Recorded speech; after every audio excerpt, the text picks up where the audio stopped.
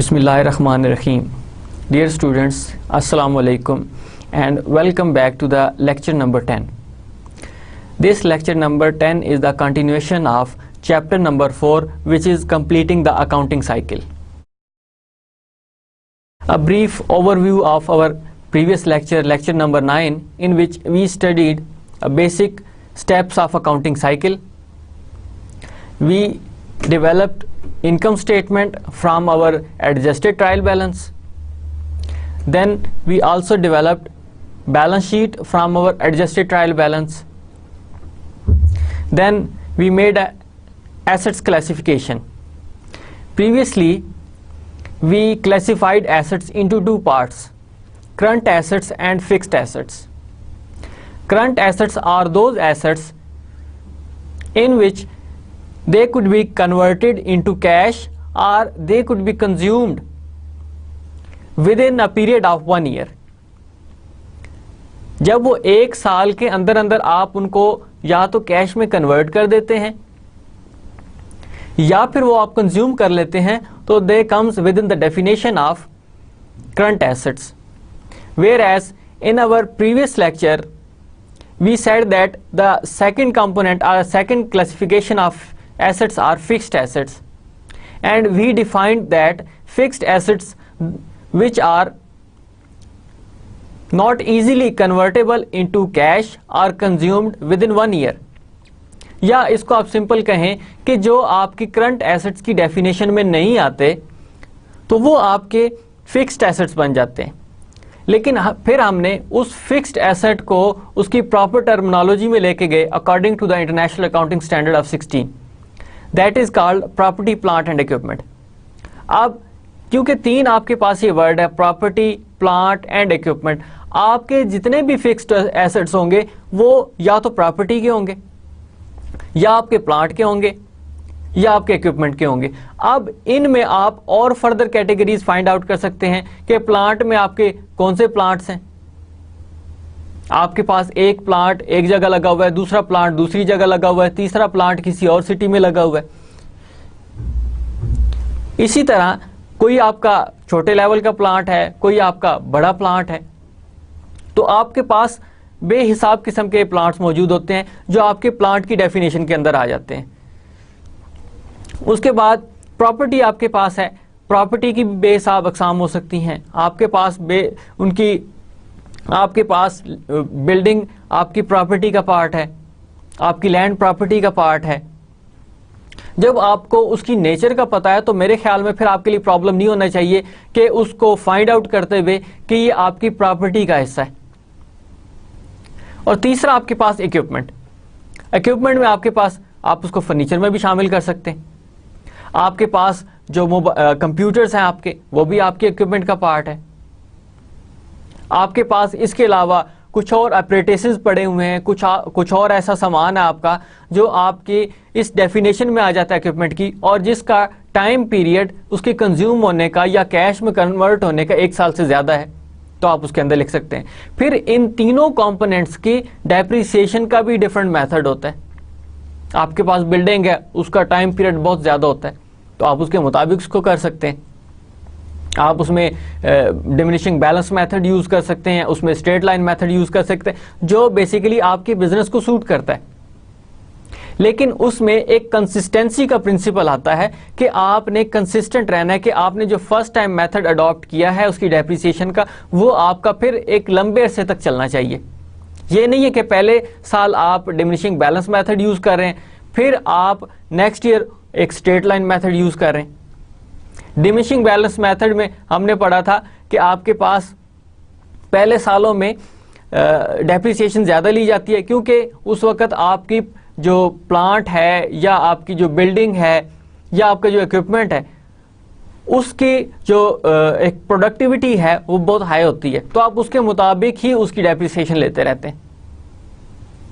बाकी कुछ ऐसी चीजें होती हैं जिनकी प्रोडक्टिविटी आपकी सेम रहती है, तो फिर आप उसमें स्ट्रेट लाइन मेथड यूज कर लेते हैं। लेकिन इश्यू ये है कि you have to adopt that depreciation method first time which is very suitable and you have to be very consistent.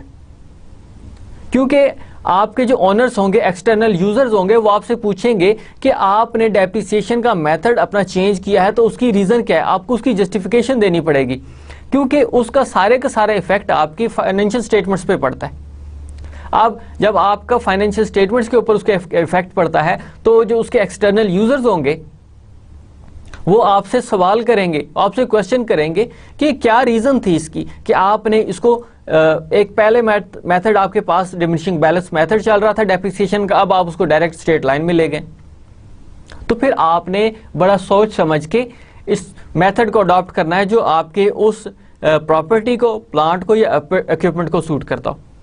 अब इन तीनों के लिए आप एक मेथड ही यूज कर सकते, आपने इन तीनों जो कंपोनेंट्स हैं, जो तीनों की क्लासिफिकेशंस हैं, उनको उनके मुताबिक उनका डेप्रिसिएशन मेथड चूज करना होगा।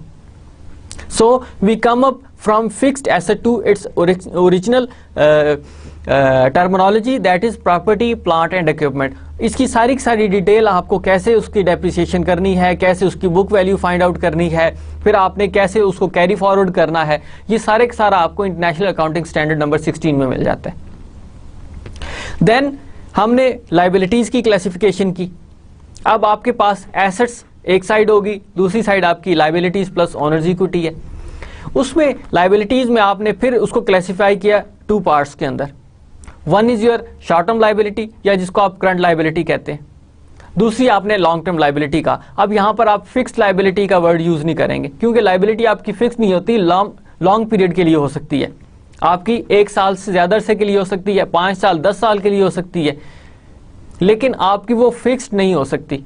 तो इसलिए आप इसको स्पेसिफिक वर्ड इसका लॉन्ग टर्म लाइबिलिटी यूज करेंगे। अच्छा, अब आपके पास अगेन शॉर्ट टर्म लाइबिलिटी या करंट लाइबिलिटी, अगेन जिस तरह आपने करंट एसेट्स की डेफिनेशन ली थी, इसी तरह आपकी करंट लाइबिलिटी की भी होगी कि that could be paid with in 1 year, that comes with in the definition of current liabilities. अब लाइबिलिटी किसी भी किस्म की हो, आपके पास वेजेस की लाइबिलिटी हो जाए, अकाउंट्स पेबल जो आपने कुछ सप्लाईज परचेज की थी उसकी लाइबिलिटी हो जाए, तो आपके पास वो हो सकती हैं। इसके अलावा आपके पास अनअर्न्ड रेंट, आप 3 मंथ्स का था एग्जांपल में हमने लिया था, अब 1 महीने के बाद वो 2 मंथ्स का बाकी लाइबिलिटी आपकी रह गई है, तो इसका मतलब ये है कि वो आपकी कंज्यूम हो रही है या आप उसको खत्म कर रहे हैं विद इन 1 ईयर। और दूसरा इसमें एक और चीज भी आती है कि these if your short-term liabilities are paid through your current assets, then this is also come within the definition of current liability या short-term liability, कि आप अगर उसको current assets के थ्रू पे कर रहे हैं तो वो भी आपकी फिर current liability में आएगी। So दो हमने इसमें नेचर्स देख ली हैं, इसकी डेफिनेशन में हम इजीली आइडेंटिफाई कर सकते हैं कि ये आपकी करंट लाइबिलिटी है, ये आपकी ये फिक्स्ड लॉन्ग टर्म लाइबिलिटी है। करंट लाइबिलिटी में आपने कहा कि आप उसको पे कर देते हैं विद इन 1 ईयर, या फिर आप उसको पे कर रहे हैं आपने करंट एसेट्स के थ्रू, तो वो आपकी करंट लाइबिलिटी बनती है। और लॉन्ग टर्म लाइबिलिटी में आपके पास इसका बिल्कुल उलट कि you have to pay your liability in more than 1 years, that comes with in the definition of your long term liabilities, कि जो आपकी शॉर्ट टर्म लाइबिलिटीज में नहीं आती, उसकी डेफिनेशंस में नहीं आती, तो आपकी लॉन्ग टर्म लाइबिलिटीज कहलाती हैं। अब आपने फॉर एग्जांपल बैंक से लोन लिया हुआ है, उसकी पेमेंट आपने 2 साल में करनी है, 3 साल में करनी है, 4 साल में करनी है। The point is you have to pay your liability in more than 1 year, तो वो आपकी लॉन्ग टर्म लाइबिलिटी में आएगी। अब यहाँ पे हमें नेचर पता चल रही है कि 1 साल से ज्यादा अरसे की उसकी पेमेंट है, तो वो आपकी लॉन्ग टर्म लाइबिलिटी में आती है, नंबर 1। नंबर 2, आप इसमें ये कह सकते हैं कि आप उसको करंट एसेट्स के थ्रू नहीं पे कर रहे, आप प्रॉपर एक कमिटमेंट बना रहे हैं कि हमने इस कमिटमेंट के थ्रू इसको पे करना है। आपका ये रूटीन मैटर नहीं है कि आपने चीजें परचेज की हैं अब उसको पे करना है। इसके लिए प्रॉपर एक एग्रीमेंट हुआ, उस एग्रीमेंट के थ्रू अब आप उनको पेमेंट करें। आप इंस्टॉलमेंट में भी पे कर सकते हैं, नॉर्मली बैंक लोन आप इंस्टॉलमेंट में पे कर रहे होते हैं, लमसम अमाउंट नहीं पे की जाती, आप सालाना पे करते हैं या 6 मंथ्स में। अब उसकी इंस्टॉलमेंट्स आपने बनाई होती हैं, वो किस्तें आपकी चल रही, आप उनकी पेमेंट कर रहे हैं। तो बैंक का तरीका ये होता है कि पहले आपसे वो इंटरेस्ट उसका चार्ज करता है किस्तों में, जब इंटरेस्ट कंप्लीट हो जाता है तो फिर उसकी प्रिंसिपल अमाउंट चार्ज करना शुरू कर देता है, लेकिन इसका टाइम पीरियड अगेन आपके 1 साल से ज़्यादा होगा। तो फिर ये आपकी सारी की सारी उस एग्रीमेंट में आती। अब हमने देखा है कि इसमें आपके पास हमने पढ़ा था बॉन्ड्स के बारे में, बॉन्ड्स आपने परचेज किए थे, अब आपकी लॉन्ग टर्म लाइबिलिटी बन गई है बॉन्ड्स। अब उनकी जो एग्रीमेंट आपका, उनकी पेमेंट का, आपने बेसिकली बॉन्ड्स इशू किए, उसके अगेंस्ट आपने लोगों से लोन लिया, अब आपकी वो लॉन्ग टर्म लाइबिलिटी, आपने कमिट ये किया कि हम इसकी पेमेंट 1 साल के बाद करेंगे। आपने ये बॉन्ड्स क्यों इशू किए? आपने बॉन्ड्स बेसिकली इसलिए शुरू किए हैं कि आपके पास वो एक आपके पास जो आपका अपना कैपिटल था वो आपके रिक्वायरमेंट को फुलफिल नहीं कर रहा था, तो फिर आपने जनरल पब्लिक में बॉन्ड्स इशू कर दिए, तो आपने फंड रेजिंग की है। अब आपने उस बॉन्ड के एग्रीमेंट में ये मेंशन किया है कि we would pay this loan or these the amount of these bonds in maybe 4th year, 5th year, 6th year. अब आपके पास 1 साल से ज़्यादा का पीरियड आ गया। या इवन कि आपने मॉर्गेज की हुई है कोई चीज़, आपने कोई भी अपनी प्रॉपर्टी को मॉर्गेज कर दिया, उसके अगेंस्ट आपने लोन लिया। अब ये कोई 1 साल के पीरियड के लिए मॉर्गेज नहीं होता, कम से कम ये आपके 5 साल या 10 साल के लिए मॉर्गेज होता है। तो आप उसके अगेंस्ट जब लोन लिया है, उसकी पेमेंट 1 साल से ज़्यादा अरसे की है, तो आपकी उसी लॉन्ग टर्म लाइबिलिटी की डेफिनेशन में आएगा। तो हमने फिर इसके बाद वर्कशीट पढ़ी थी, उसका स्ट्रक्चर देखा था, what is the structure of worksheet, because this worksheet helps you to make a complete picture of your adjusted trial balance, unadjusted trial balance to adjustment, and finally we reach on adjusted trial balance. आपके पास दरमियान में वो पूरी की पूरी एक series आएगी, उस सीरीज के थ्रू आप एक पेज के ऊपर पूरी की पूरी पिक्चर देख सकते हैं कि हमारी एडजस्टमेंट क्या हुई और अब हमारे पास एडजस्टेड ट्रायल बैलेंस क्या है। ये आपको वर्कशीट बताती है। फिर इसमें नेक्स्ट कॉलम्स आपके इनकम स्टेटमेंट के भी आ जाते हैं और आपकी बैलेंस शीट के कॉलम्स भी आ जाते हैं। अब उस पेज के ऊपर आपने अनएडजस्टेड ट्रायल बैलेंस से काम शुरू किया, देन वी मेड एडजस्टमेंट्स, फिर एडजस्टेड ट्रायल बैलेंस बनाया। उस एडजस्टेड ट्रायल बैलेंस के कंपोनेंट्स में से, जिस तरह हमने लास्ट लेक्चर में देखा कि कैसे इनकम स्टेटमेंट के कंपोनेंट्स को निकाला जाता है और फिर उसको बाकी के जो आपके कंपोनेंट्स हैं वो आपके बैलेंस शीट के आइटम्स में जाके ऐड हो जाते हैं। तो ये पूरी एक पिक्चर आपको यहाँ पर शो हो जाती है कि that starts from unadjusted trial balance to finally your financial statements. ये हमने देखा था। Then we come up the lecture number 10। अब इस लेक्चर नंबर 10 में थोड़ा सा अगेन आपको बताता चलूं यहाँ पर कि हमने वो स्ट्रक्चर क्या देखा था। आपके पास यहाँ पर अकाउंट्स मेंशन थे, इस सारे एरिया में आपने अकाउंट्स लिखने हैं। आपके पास अकाउंट्स की डिटेल ऑलरेडी मौजूद है जो आपको लेजर से मिल रही है। आपके पास कैश है, आपके पास अकाउंट रिसीवेबल है, आपके पास सप्लाईज हैं, आपके पास लैंड है। तो हमने बात ये की थी कि आपने जितने भी अकाउंट्स लिखने हैं वो सारे के सारे हायरार्की में लिखने, कि जिस तरह आपने उनकी क्लासिफिकेशन की थी। पहले आपके पास करंट एसेट्स, उनकी डिटेल आएगी, फिर आपके पास लॉन्ग टर्म एसेट्स या जिसको मैं कह रहा हूँ प्रॉपर्टी प्लांट एंड इक्विपमेंट, उससे रेलेवेंट जितने आएंगे। अब यहाँ पर आपके बैलेंस शीट से रेलेवेंट आइटम्स आ चुके हैं। फिर आप लाइबिलिटीज में आएंगे। लाइबिलिटीज में आपके पास शॉर्ट टर्म लाइबिलिटी लिखेंगे, फिर लॉन्ग टर्म लाइबिलिटी के कंपोनेंट्स लिखेंगे, फिर आप कैपिटल के कंपोनेंट्स लिखेंगे। अब यहाँ पर आपकी बैलेंस शीट के कंपोनेंट्स कंप्लीट हो चुके हैं। फिर आप आएंगे इनकम स्टेटमेंट के आइटम्स पर। उसमें आप मेंशन करेंगे कि पहले आपके पास रेवेन्यूज कौन कौन से हैं, वो रेवेन्यूज आपने लिखे, फिर आप एक्सपेंसेस लिखेंगे। अब ये कंप्लीट आपकी यहाँ पर अकाउंट्स की डिटेल आएगी। पूरी की पूरी हायरार्की में डिटेल आएगी आपकी। फिर आप जाएंगे ट्रायल बैलेंस के ऊपर। ट्रायल बैलेंस से फिर then you will move to the adjustments. Then फिर इनका इफेक्ट आप चेक करेंगे कि आपके एडजस्टेड ट्रायल बैलेंस पर क्या इफेक्ट आ रहा है, और वहां से फिर आप नेक्स्ट चलेंगे। आपके पास ट्रायल बैलेंस आपने बनाया, ये आपका अनएडजस्टेड ट्रायल बैलेंस है। फिर आपके पास एडजस्टमेंट्स हुई, प्लस माइनस जो भी आपने करनी थी। तीसरा आपके पास फिर एडजस्टेड ट्रायल बैलेंस बन गया। अब हर एक कॉलम के दो सब कॉलम बना रहे हैं, एक डेबिट का और एक क्रेडिट का।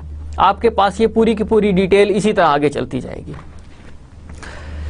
Now adjustments are entered here in two possibilities. आपके पास ये दो पॉसिबिलिटीज हैं, या तो आपके पास डेफरल्स होंगे। डेफरल मीन्स के you have already these accounts but you need to make some adjustments.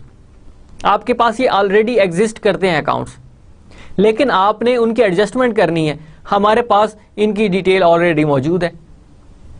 अब आपके पास इंश्योरेंस का एक कंपोनेंट था, उसमें से आपने एडजस्टमेंट करनी थी। कंपोनेंट आपका ऑलरेडी मौजूद था, तो ये आपके डेफरल्स में आ रहा है। इसी तरह आपके पास अक्रूवल्स में ऐसे कंपोनेंट्स थे कि जिसमें जो ऑलरेडी एग्जिस्ट नहीं करते थे। जैसे आपने वेजेस पेएबल का अकाउंट क्रिएट किया था, वो ऑलरेडी एग्जिस्ट नहीं करता था, तो आपने उसको फाइंड आउट किया।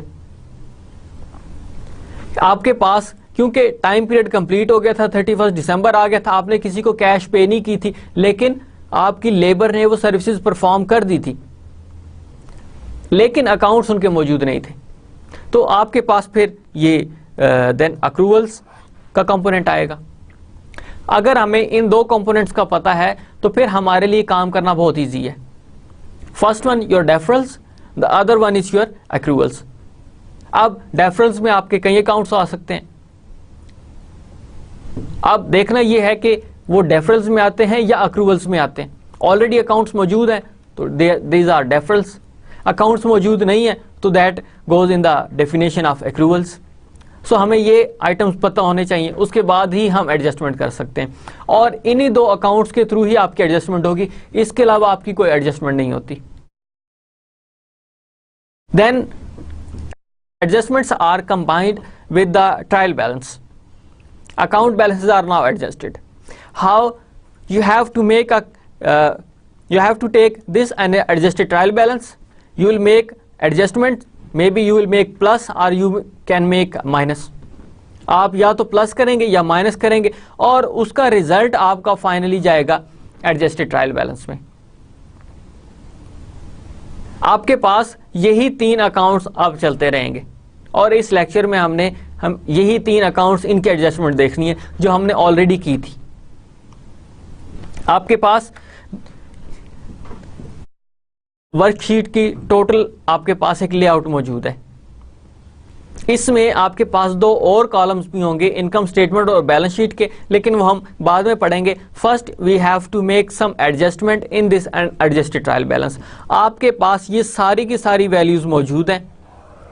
ये वैल्यूज आपकी अनएडजस्टेड ट्रायल बैलेंस की हैं, आपने कोई एडजस्टमेंट नहीं की।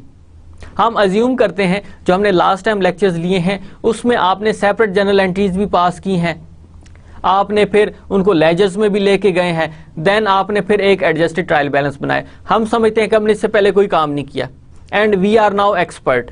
हमें पता है, we are not even expert, we are much familiar that we can easily make our adjustments. हमें जर्नल एंट्रीज पास करने की जरूरत नहीं है, हम सिंपल एक वर्कशीट बना रहे हैं, उस वर्कशीट में हम प्लस माइनस करके देखेंगे, क्योंकि हमें अब पता चल चुका है what is the nature of your assets. If your asset is increased we will make a debit, if it is decreased then we will make a credit. अब आपके पास ये सारे के सारे इसके नॉर्मल बैलेंसेस आपके ट्रायल बैलेंस में मौजूद हैं। अब कोई भी आपका ऐसा इवेंट होता है जिसमें आपके पास आपका एसेट डिक्रीज हो रहा है तो ऑटोमेटिकली हम उसको क्रेडिट में ले जाएंगे, हम उसको डेबिट में लिख नहीं सकते, क्योंकि हमें पता है कि when asset is increased we will make it debit, when your asset is decreased we will put it in the credit side.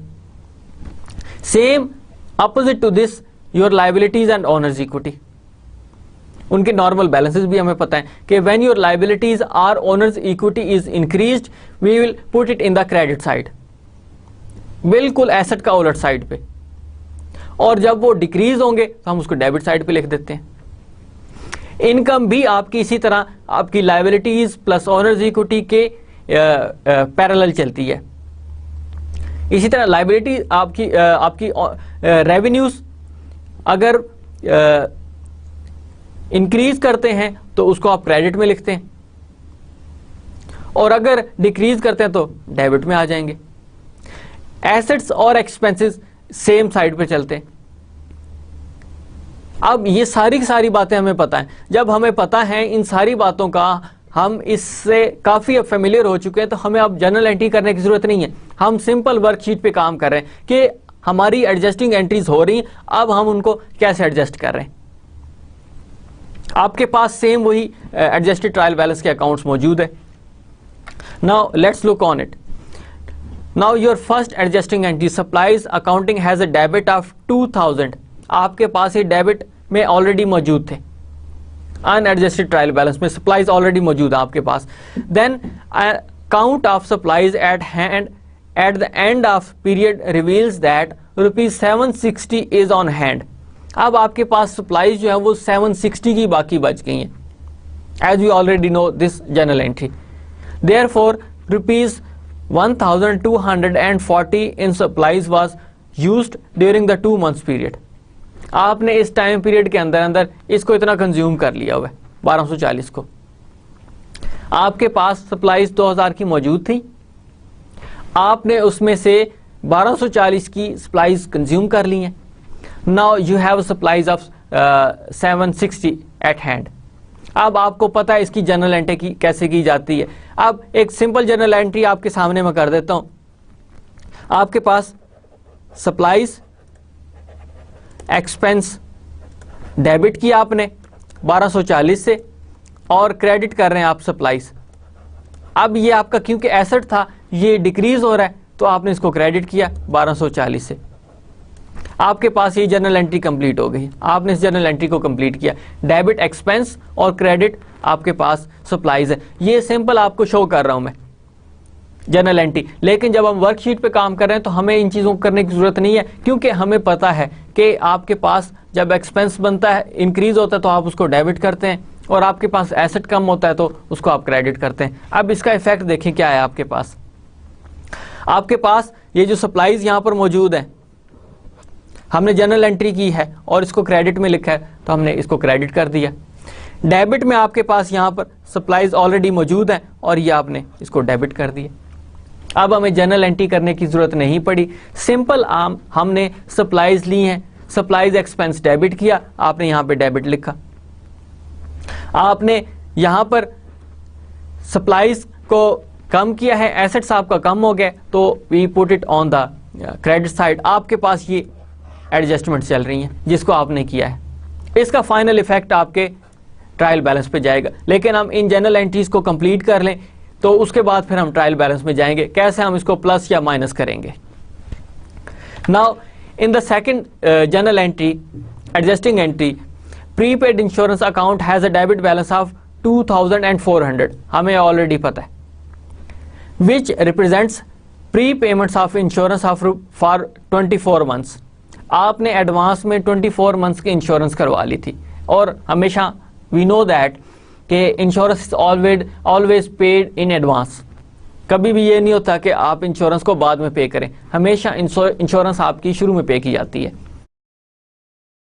Now December 31st, thus the insurance expense for this month is ₹100। As we know हमें पता है हमने कैसे calculate किया 100। आपके पास ये amount मौजूद है, 2400 थी, इसको डिवाइड किया 24 months के साथ, तो आपके पास ₹100 इस महीने की आपके पास इंश्योरेंस एक्सपायर हो गई है, क्योंकि एक महीना गुजर चुका है। बाकी अब 23 months की बाकी रह जाएगी, और वो आपकी नेक्स्ट ट्रांसफर हो जाएगी।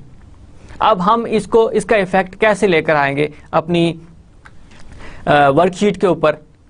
आपके पास ये ऑलरेडी इंश्योरेंस मौजूद है, प्रीपेड इंश्योरेंस। आपने इंश्योरेंस एक्सपेंस किया।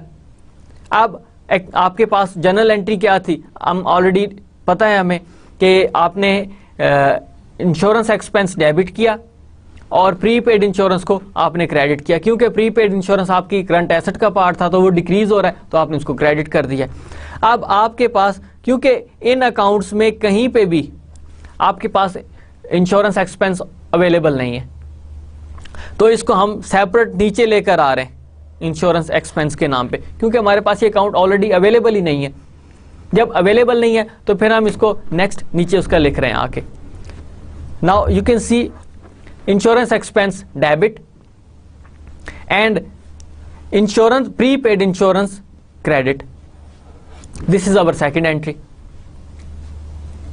एडजस्टमेंट इसकी हम बाद में करेंगे। अब आपके पास यहां पर आप देख सकते हैं कि insurance expense was debited, we put it on the debit side, whereas prepaid insurance was our asset and it is decreased with ₹100 and then we put it on the credit side. अब यहां पे हमें journal entry करने की जरूरत ही नहीं पड़ी। Journal entry अगर हम कर भी देते तो हमें अल्टीमेटली इफेक्ट इसका एडजस्टमेंट में लेके आना था, लेकिन हमने यहां पे किया। अब हमें वो जर्नल एंट्री करने की जरूरत नहीं है। लेकिन इन केस अगर हम इसकी जर्नल एंट्री कर भी रहे होते तो आपके पास इंश्योरेंस एक्सपेंस डेबिट 100 से और प्रीपेड इंश्योरेंस आपकी 100 से, ये आपकी क्रेडिट हो जाती। और सेम यही एंट्री हमने यहां पे की है कि आपने प्रीपेड इंश्योरेंस को क्रेडिट कर दिया 100 से और इंश्योरेंस एक्सपेंस आपने डेबिट कर दिया। तीसरी एंट्री हमारी, the unearned rent account has a credit balance of ₹360 as we know that somebody paid us ₹360 as an advance rent. So after the completion of 3 months it would be our revenue, but before that it is still our liability until unless we earned it.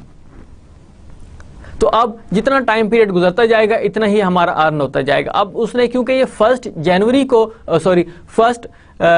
दिसंबर को उसने दिया था, तो अब even के अगर हम इसको सिंपली लें कि ये 1 दिसंबर की बजाय आप 2 दिसंबर को करते हैं तो आपके ये फिर 2 डेज की अर्निंग हो जाएगी आपकी, क्योंकि अब बना हम 1 महीने का रहे हैं तो हमारे पास ये 1 महीने का रेंट अब अर्न हो जाएगा, बाकी 2 महीने की हमारी लाइबिलिटी रह जाएगी। इसकी हमने एडजस्टिंग एंट्री करनी थी। अब आपके पास यहां पर ये डेफरल्स भी थे, क्योंकि हमारे पास ये एडवांस में ऑलरेडी मौजूद था, लेकिन एक कंपोनेंट हमारा वो अभी इसमें नहीं था, उसके लिए हमने नई जर्नल एंट्री बनानी थी। Thus the rent revenue for December is ₹120 as we know कि हमने इसको अर्न कर लिया है। आपके पास वैल्यू मौजूद थी 360 की, आपने इसको 3 मंथ्स के साथ डिवाइड किया। अब आपके पास हर महीने का रेंट बनता है ₹120। अब क्योंकि महीना गुजर चुका है तो now you have earned rupees of 120, बाकी आपके पास वो लाइबिलिटी रहेगी। इसकी हमने कैसे की है जर्नल एंट्री हमारे पास, अगर हम पहले इसकी जर्नल एंट्री कर लेते हैं, आपके पास अनअर्न्ड रेंट 120, ये अब डेबिट करके हम इसकी लाइबिलिटी को कम कर रहे हैं, क्योंकि decrease in liability is always debit. और अर्न्ड रेंट, अब क्योंकि हमने इसको अर्न कर लिया है 120 रुपीज से, तो इसको हम क्रेडिट कर देंगे, क्योंकि increase in your revenue is always credit. अब इसका इफेक्ट चेक करें, आपके पास अनअर्न्ड रेंट आपके पास डेबिट हो रहा है, ये हमने डेबिट किया था यहां पे, इसको हमने डेबिट कर दिया, इसका इफेक्ट आपके क्रेडिट पे हो जाएगा। और दूसरे नंबर पे अर्न्ड रेंट, ये भी हमारे पास अकाउंट ऑलरेडी मौजूद नहीं था, तो इसको भी हमने इसके टोटल बैलेंस के बाद लिख दिया हुआ है, और ये हमने किया है इसको क्रेडिट साइड पे। अब इनका इफेक्ट आप चेक करते जाएं कि आपने कैसे एडजस्टमेंट्स किए हैं। हम यहां पर कोई जर्नल एंट्री नहीं कर रहे, ये सिर्फ जो जर्नल एंट्री कर रहा हूं, this is just to make an understanding for you कि आप कैसे उसका इफेक्ट लेकर आते हैं। इवन कि अगर आप ये जर्नल एंट्री ना करें तो आप डायरेक्ट हमें पता है कि unearned rent is your liability, when it is decrease this is always debit, तो हम इसको यहां पर डेबिट कर रहे हैं। When your revenue is increased we always put it on the debit on the credit, ये आपके पास यहां पर क्रेडिट में, आपके पास ये डेबिट और ये क्रेडिट, लायबिलिटी कम हो रही है तो डेबिट और रेवेन्यू इंक्रीज कर रहा है तो क्रेडिट।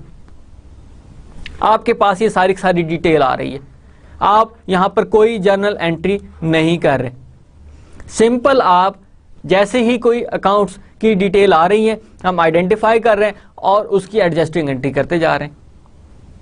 हमें जर्नल एंट्री करने की जरूरत नहीं है। वर्कशीट का ये फायदा होता है कि आपको एक सारी डिटेल एक पेज के ऊपर मिल रही होती है। Now wages accrued but not paid eight the end of December, total ₹250। ये वो अकाउंट है जो हमने ऑलरेडी किया था कि how when your account is you did not even create your accounts, your labor has already worked but it is not yet billed, आपने उसका बिल नहीं बनाया और अब आप उसका बिल बना रहे हैं। एडजस्टिंग एंट्री आ गई है क्योंकि date is your 31 December, time period आ चुका है, आपके अकाउंट्स क्लोज हो रहे हैं, तो आपने एटलीस्ट इसको अपने रिकॉर्ड में लेके आना है क्योंकि आपकी लेबर ने काम किया इसके ऊपर, आपने जाहिर एक्सपेंस तो कर दिया, पेमेंट तो करनी है। अब जर्नल एंट्री करने से पहले अगर हम देखें तो आपके पास लायबिलिटी क्रिएट हो रही है क्योंकि आपकी लेबर ने काम किया है, लायबिलिटी क्रिएट हो रही है तो आप उसको क्या करेंगे, यस क्रेडिट करेंगे इसको, क्योंकि increase in liability is always credit. और दूसरी साइड पर आपका एक्सपेंस जनरेट हो रहा है एंड एक्सपेंस में इंक्रीज आ रहा है, तो as we know that increase in expense yes it is debit. तो आपके पास सिंपल वेजेस एक्सपेंस डेबिट 250 से और wages payable is your liability 250 से आपने जनरल एंट्री कर दी है।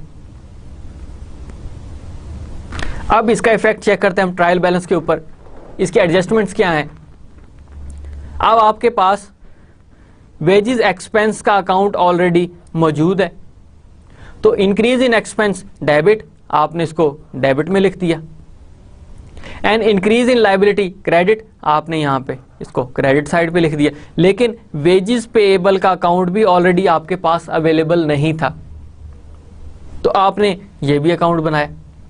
आपके पास जितनी भी हमने जनरल एंट्रीज की हैं, एडजस्टमेंट्स की, उन तीनों की जो दूसरी साइड्स थी या दूसरी जनरल एंट्रीज थी वो आपकी नहीं थी जिसको आप कर रहे हैं, और आप उसको टोटल जो एडजस्टेड का टोटल था उससे नीचे लिखते जा रहे हैं। जब हम नेक्स्ट कंप्लीट करेंगे तो आपका ये टोटल नीचे आ जाएगा और ये अकाउंट्स आपके ऊपर चले जाएंगे। आपके पास वेजेस एक्सपेंस इंक्रीज हुआ, आपने यहां पे इसको डेबिट कर दिया। वेजेस एक्सपेंस आपका डिक्रीज, वेजेस लायबिलिटी आपकी इंक्रीज हुई, आपने उसको क्रेडिट कर दिया। इसके बाद हमारे पास fees earned at the end of December, आपने फीस अर्न की बट नॉट रिकॉर्डेड, टोटल ₹500। अब ये वो अकाउंट है कि जिस तरह आपने वेजेस रिकॉर्ड नहीं की थी इसी तरह आपने सर्विसेज परफॉर्म की थी, आपकी वेजेस, आपकी लेबर ने सर्विसेज दे दी थी, आपको वो एक्सपेंस बन गया था, लेकिन आपने उसका बिल नहीं बनाया था, आपने उसको रिकॉर्ड नहीं किया था। अब इस केस में आपके पास अगेन आपने भी सर्विसेज किसी को परफॉर्म करके दे दी हैं लेकिन आपने उसको रिकॉर्ड नहीं किया, सर्विसेज परफॉर्म हो चुकी हैं, रेवेन्यू आपका बन चुका है, और as we know about accrual basis of accounting कि either you received cash or not, it doesn't matter, but still you have to record your transaction, और हमारे accrual basis यही बताती है। कैश बेसिस तो क्योंकि हम यूज ही नहीं कर रहे हैं, क्योंकि हमें पता है कैश बेसिस आपकी वो होती है कि जब आपको कैश रिसीव हो तब आपने रिकॉर्ड करना है, कैश रिसीव नहीं हुई तो आप उसको रिकॉर्ड नहीं कर रहे। लेकिन अक्रूवल बेसिस में हम ये कर रहे हैं कि आपने कोई भी ट्रांजैक्शन की उसका इफेक्ट आपने इसके ऊपर लेके आना है, और वही इफेक्ट आपका यहां पे रिफ्लेक्ट हो रहा है कि आपने fees accrued, you have earned your fees at the end of December 31st but not recorded total rupees 500. अब आपने उसको रिकॉर्ड ही नहीं किया. अब this is our responsibility being an accountant that we have to record this transaction. That transaction would be affected on our revenue as well because this would increase our revenue. But on the other hand this will also increase our receivable as well. तो फिर इसकी हम journal entry क्या करेंगे? आपके पास इसकी journal entry होगी accounts receivable debit 500 से, क्रेडिट में आप करेंगे फीस अर्न्ड 500 से. अब आपके पास डेबिट आपका इंक्रीज इन एसेट हुआ और क्रेडिट आपका fees and increase in your revenue. अब इसका इफेक्ट आपकी एडजस्टमेंट्स पे क्या होगा? Let's see. इसी हम जनरल एंट्री को नेक्स्ट लेके जाते हैं आगे. आपके पास you have an account of accounts receivable, ये ऑलरेडी एग्जिस्ट करता है हमारा अकाउंट, और increase in asset is debit. अब इसको चलें यहाँ पे हम इसकी एक जनरल एंट्री कर लेते हैं उसी को, ताकि हमें नेक्स्ट इसका इफेक्ट लेकर आना आसान हो. आपके पास अकाउंट्स रिसीवेबल डेबिट 500 से और फीस अर्न्ड, इसकी एब्रीविएशन ही लिख देता हूँ मैं, 500 से, ये आपके पास क्रेडिट है. अब ये इंक्रीज इन एसेट था तो आपने यहाँ पे इसको मेंशन कर दिया, डेबिट साइड पे लिख दिया. और fees earned, this is increase in revenue and we are putting it in our revenue. अब ये चीज देखें कि आपके पास ये अकाउंट ऑलरेडी अवेलेबल है. This account already exist in your unadjusted trial balance. यहां पर आपको सेपरेट फिर अकाउंट बनाने की जरूरत नहीं है, क्योंकि ये अकाउंट तो ऑलरेडी आपके पास है. जब एक अकाउंट ऑलरेडी अवेलेबल है तो फिर हमें एक फर्दर एक नेक्स्ट लाइन लाने की जरूरत नहीं है, क्योंकि इसने एडजस्ट तो आपके उसी मेन अकाउंट में होना है. तो फिर हम यहां पे इसको एडजस्ट कर रहे हैं. ये आपके पास क्रेडिट हो रहा है, इसका नॉर्मल अकाउंट क्रेडिट है, और आपने इंक्रीज इन रेवेन्यू इसको भी आपने क्रेडिट कर दिया, और आप इसको क्रेडिट साइड पे लिख रहे हैं. I hope now this is an understandable for you up till now कि what type of adjusting entries we have done. We have put it in our adjustments. उनकी वैल्यूज हमने लिखी हैं, कैसे वो इफेक्ट कर रही हैं, कैसे वो डेबिट साइड पे जा रही हैं, कैसे वो क्रेडिट साइड पे जा रही हैं, कैसे वो इंक्रीज हो रही हैं, या कैसे वो आपके दूसरी एंट्रीज को डिक्रीज कर रही हैं. रेवेन्यूज इंक्रीज कर रहा है, एक्सपेंसेस इंक्रीज कर रहे हैं, लाइबिलिटीज डिक्रीज कर रही हैं या फिर इंक्रीज भी कर रही हैं. एसेट्स आपके इंक्रीज भी कर रहे हैं या डिक्रीज भी कर सकते हैं. जब वो उसका कॉन्ट्रा अकाउंट बनेगा, उसका अपोजिट अकाउंट बनेगा तो वो डिक्रीज करता है. जब नॉर्मल अकाउंट्स में जाता है तो वो उसको इंक्रीज कर रहा होता है. इसका फर्दर नेक्स्ट स्लाइड्स में देखते हैं कि कैसे इफेक्ट आता है हमारे पास. Now depreciation of office equipment is ₹50 for December. We did not do any adjustment for our depreciation. Now at this stage we have to identify that this is a part of our property, plant and equipment, and this is your office equipment. आपने इसकी journal entry की, उस journal entry का effect आप adjustment पे लेके जा रहे हैं. Now how we are making our journal entry? Before that we assume we did not make any journal entry. This is December 31st depreciation account, that is expense, with ₹50 and accumulated depreciation as we already know with the 50. Now this is 50. So that account was not yet exist. आपके ये दोनों accounts available नहीं थे, तो इनको भी आपने अपने अकाउंट्स में लेके आना है, क्योंकि आपके पास डेप्रिसिएशन एक्सपेंस ऑलरेडी नहीं था. अब आपके पास डेप्रिसिएशन एक्सपेंस आ गया है, प्लस उसका कॉन्ट्रा अकाउंट, और इसकी डिटेल में हम काफ़ी दफ़ा जा चुके हैं. Now we do not need to go in the further details what is accumulated depreciation and why we are creating. This is a simple word that we have to accumulate all the depreciation just to reach that what is our book value at this stage. आप depreciation में से आप अपने उस equipment में से उस accumulated को माइनस करते रहते हैं और आपके पास उसके बुक वैल्यू आती है. अब आपके पास इसकी एंट्री यहां पर मौजूद है, depreciation expense and accumulated depreciation. आपके पास ये दोनों अकाउंट आपके अनएडजस्टेड ट्रायल बैलेंस में एग्जिस्ट नहीं करते थे. अब उनको आप अपने टोटल अनएडजस्टेड ट्रायल बैलेंस के नीचे लिख रहे हैं, क्योंकि जिस तरह आपने पहले 3 अकाउंट्स लिखे थे इसी तरह आप इन दोनों को भी ऐड कर रहे हैं. एक सिंपल जर्नल एंट्री शो करने के लिए यहां पे मैं आपके लिए कर देता हूं जो हमने पिछली स्लाइड में की. Depreciation expense, increase in expense debit with the amount of 50 and accumulated depreciation with the amount of 50.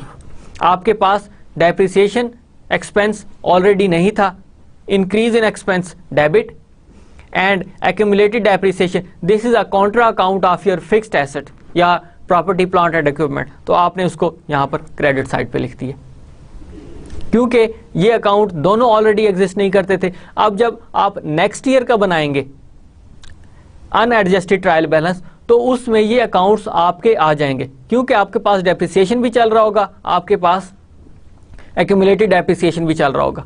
ये नॉर्मली सारे के सारे अकाउंट्स आपके फिर शिफ्ट कर जाएंगे ऊपर की तरफ और टोटल उसका नीचे आ जाएगा. Then these are already accounts. Now at this stage this is we have already made adjustments.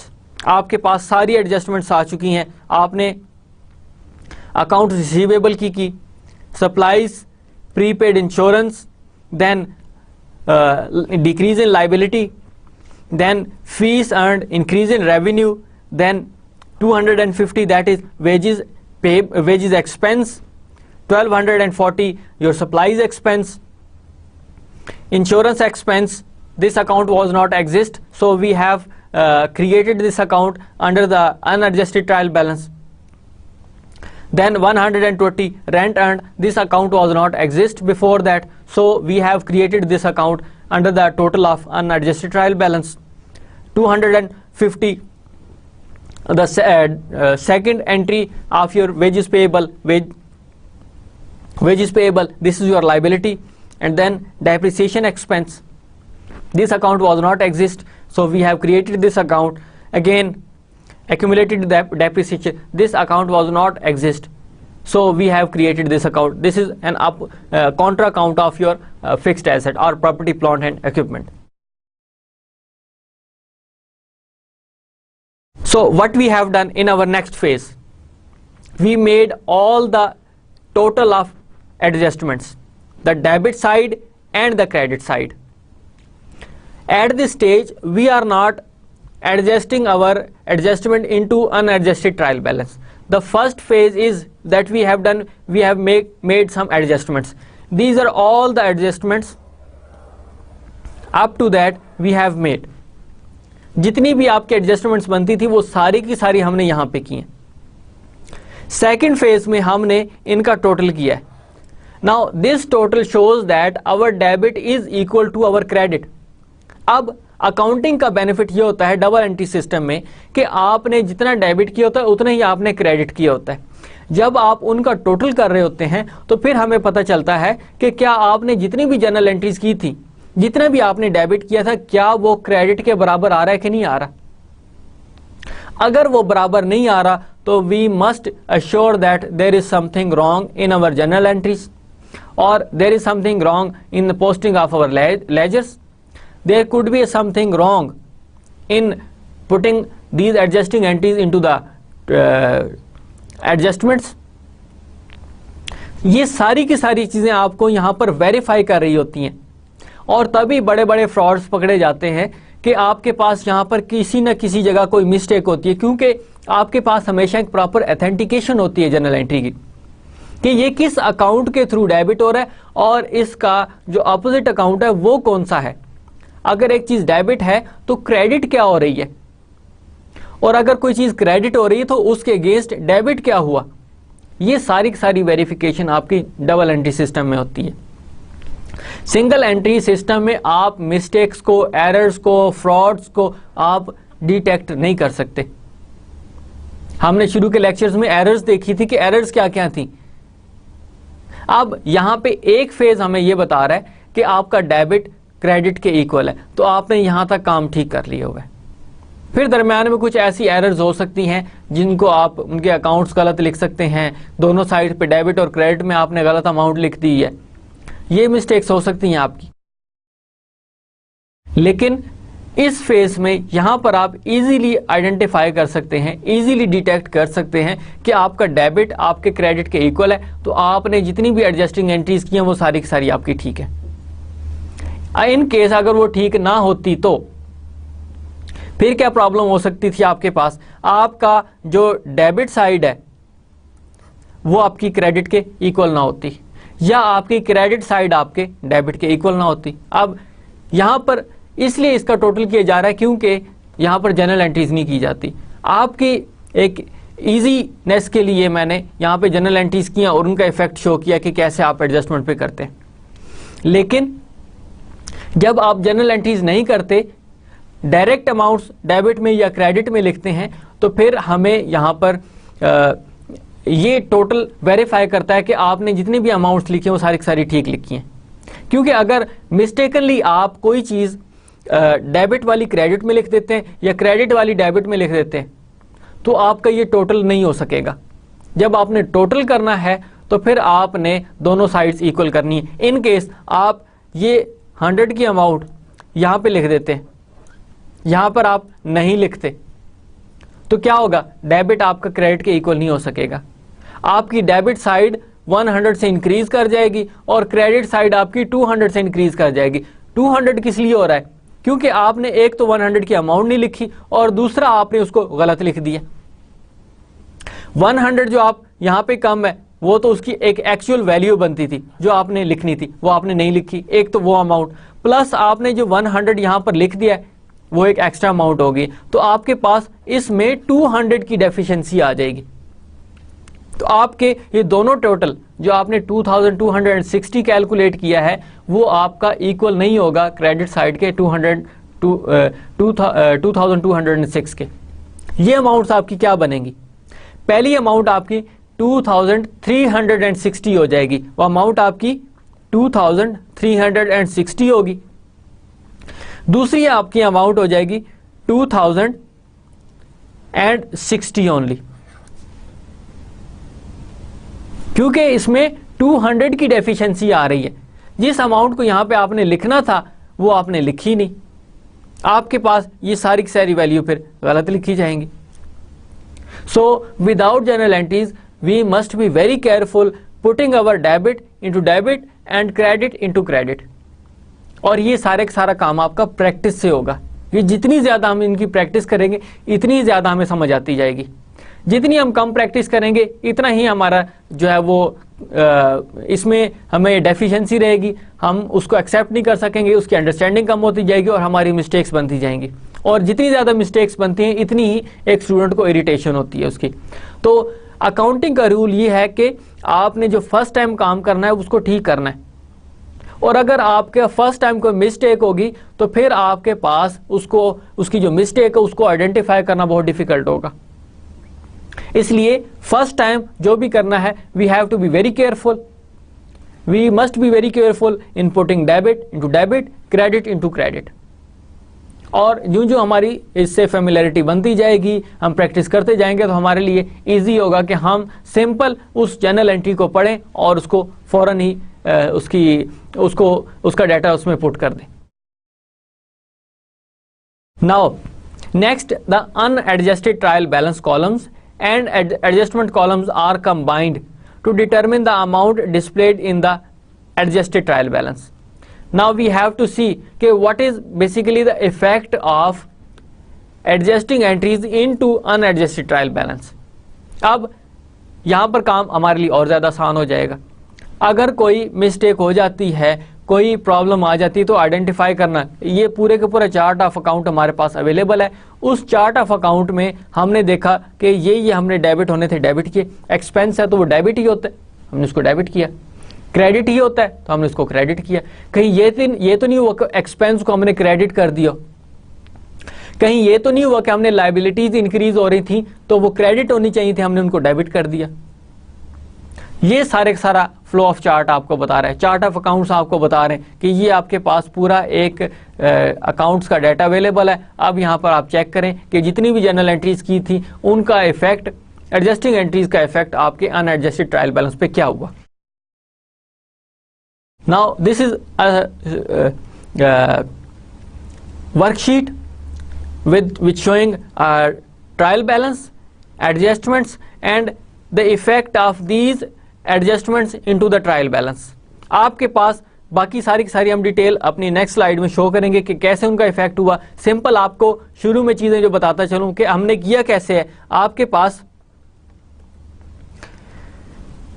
there is no change in our adjustments for the cash, so cash would be directly go to the debit side of adjusted trial balance, that is 2065,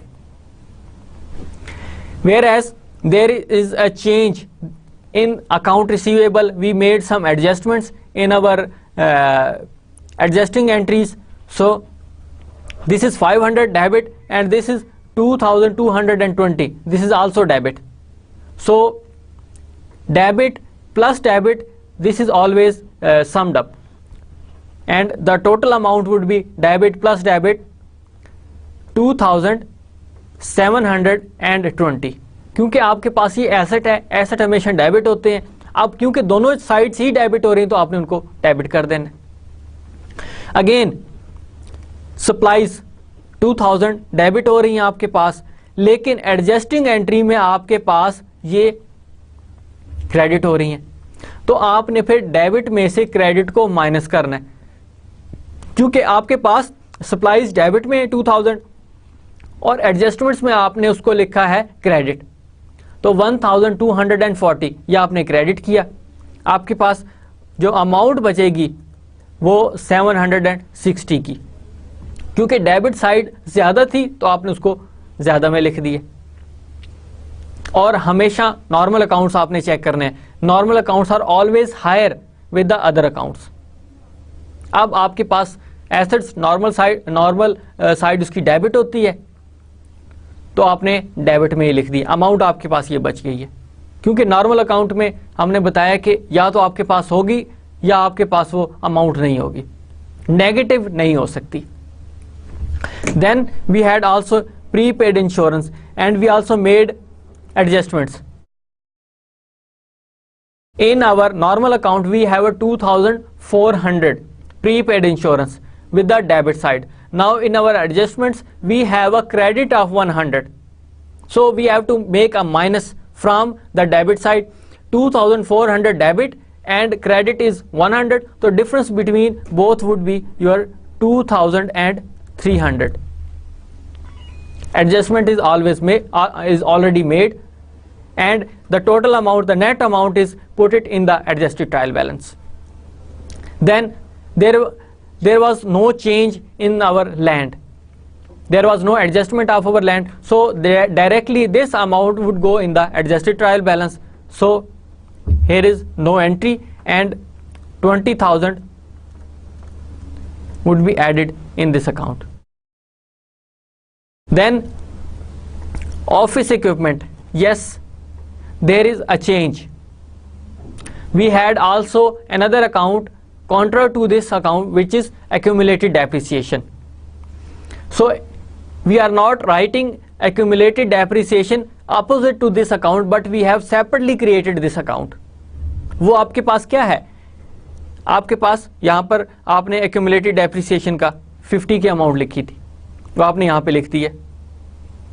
अब इस 1800 में से ये 50 आप minus करेंगे तो आपके पास 1750 की अमाउंट आएगी। This is 20,000 not 2 lakh. Okay, Then accounts payable, no change, we did not make any adjustment, so this amount would be directly go in the credit side of adjusted trial balance, because this is a credit and we are putting it in the credit side. Now we had also some adjustments in the unearned rent. The amount is 360 in the credit side, whereas in the debit side it is 120. So normal account is credit with the higher amount of 360, whereas the other account is 120. So we will make a minus of 120 from the credit side. So net amount would be 240 in the credit side, क्योंकि credit side higher थी तो आपने उसको credit side में लिख दिए.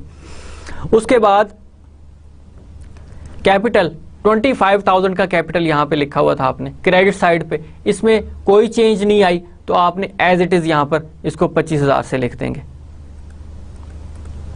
अब last lecture को आप अगर थोड़ा सा रिव्यू करें, थोड़ा सा मेमोराइज करें वापस जाके, आपने 4,000 का इफेक्ट डायरेक्ट अपनी ऑनर्स इक्विटी में नहीं किया था, आपने उसको माइनस किया था अपनी नेट इनकम में से. आपके पास फिर जो नेट इनकम बच गई थी उसको आपने next as a retained earning कहा था और उसको आप कैपिटल अकाउंट में लेके गए थे.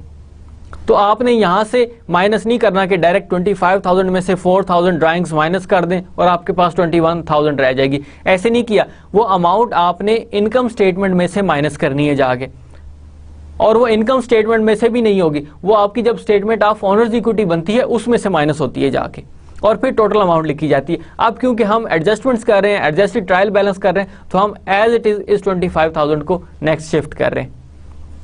तो आपके पास भी अगर कोई कैपिटल की अकाउंट अमाउंट किसी और क्वेश्चन में आती है तो आपने भी एज इट इज लिखना होगा इसको.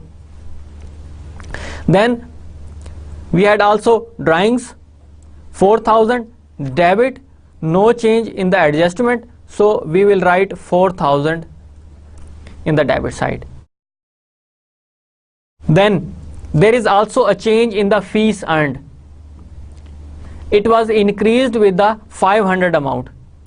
We had already 16,340 and we have added 500 more. Both are credit sides, so credit sides are added with each other. So net amount would be in the credit side is 16,840. This is the total amount. After that we had also a wages expense 4,275, and now we had also 250 amount. This 250 amount would also be added in the because both are debit sides, दोनों ही आपकी debit हैं. Expense है, expense debit होता है, normal accounts भी debit होते हैं, तो दोनों ही आपके ये ऐड हो रहे हैं. तो ऐड होके इसकी अमाउंट आप लिखेंगे 4,525.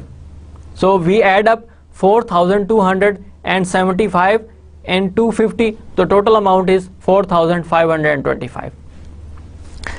No change in the rent expense, so this amount would directly go in the debit side of adjusted trial balance 1,600. No change in utilities with the amount of 985. We will directly put it in our adjusted trial balance of debit side. Whereas there is a change in the supplies expense.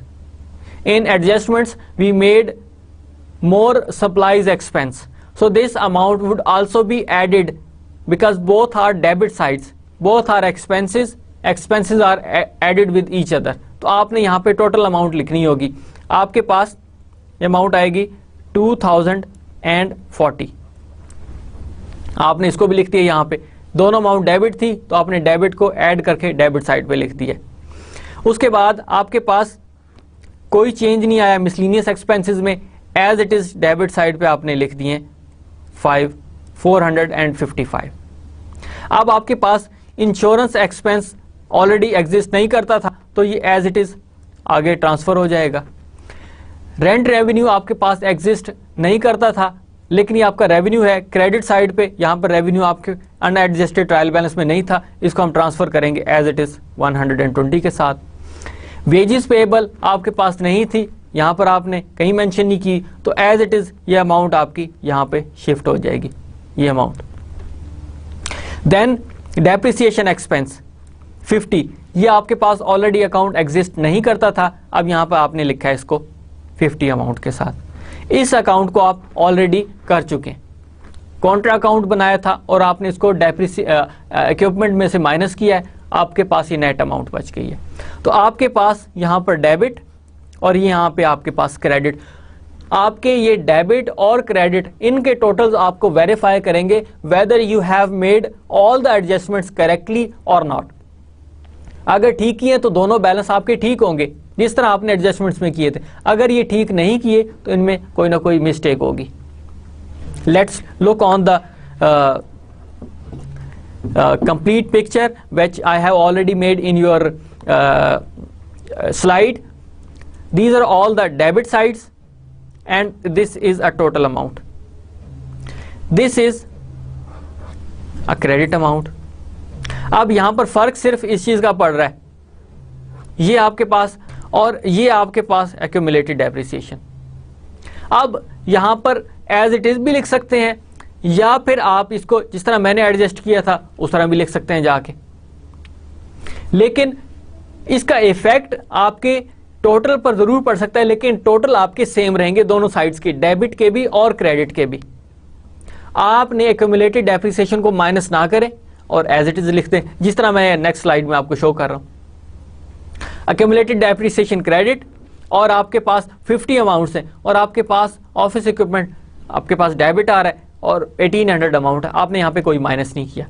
Now the total amount of debit shows 43,400 and credit side of adjusted trial balance shows that there is a total of 43,400 which is equal to debit side. दोनों sides आपकी equal हैं, तो हमने इसका मतलब एक जो mistake आपकी होनी थी जिसमें ये आपके डेबिट और क्रेडिट मिसमैच हो सकते थे, हमने एटलीस्ट उस एरर को खत्म कर दिया, वो एरर हमारे पास नहीं है। इसका मतलब आपने काम ऑलमोस्ट यहां तक ठीक किया है, अनटिल अनलेस कि आपने डेबिट और क्रेडिट दोनों ही इक्वल अमाउंट से गलत लिखे हो। तो आपके पास यहां पर ये शो कर रहा है कि आपने एटलीस्ट यहां तक काम कंप्लीट कर दिया होगा। So this is a complete adjusted trial balance. Now you just think about it with a bird eye view, a simple आप अगर ऑब्जर्वेशन करें इसकी तो आपको पता चल जाएगा कि आपने क्या कुछ अनएडजस्टेड ट्रायल बैलेंस में किया, एडजस्टमेंट्स कैसे किए आपने, और उन एडजस्टमेंट्स का इफेक्ट अनएडजस्टेड ट्रायल बैलेंस से आपने शिफ्ट किया एडजस्टेड ट्रायल बैलेंस के ऊपर। आपके पास पहला फेज ट्रायल बैलेंस का, दूसरा फेज आपका एडजस्टमेंट्स का और तीसरा फेज आपने एडजस्टेड ट्रायल बैलेंस का किया। आपने ये सारे का सारा काम कंप्लीट किया, अब आपके पास टोटल अमाउंट आ चुकी है। अब आप इजीली यहां पर चेक कर सकते हैं, अगर कोई गलती है तो ये आपके पास लिस्ट मौजूद है, सेपरेट पेज नहीं है। आपके पास ट्रायल बैलेंस मौजूद है, कोई सेपरेट पेज नहीं है आपके पास। आपने एडजस्टमेंट की सेम पेज के ऊपर, कोई इशू नहीं है। आपके पास एडजस्टेड ट्रायल बैलेंस बना सेम पेज के ऊपर, आप इजीली वेरीफाई कर सकते हैं कि ये अकाउंट है, ये एडजस्टमेंट की है और ये आपका एडजस्टेड ट्रायल बैलेंस है, एडजस्टेड अमाउंट है। ये आपके पास अकाउंट है, ये अनएडजस्टेड अमाउंट थी, यहाँ पर आपने एडजस्टमेंट की और फाइनली आपके पास नेट रिजल्ट शो रहे आपके एडजस्टेड ट्रायल बैलेंस में। तो सारे का सारा काम आपने यही किया, एक कंप्लीट पिक्चर के थ्रू आप सारा देख सकते हैं कि आपने काम ठीक किया या गलत किया। So this is all about what we have to discuss in our lecture number 10. यहाँ तक काम हम मुकम्मल कर चुके हैं। सिंपल, अब आपको मैं एक अपना ओवरव्यू देते चलूँ कि what we have already done in this lecture. We have talked about unadjusted trial balance. Before that, we had also seen the basic structure of worksheet. What is worksheet?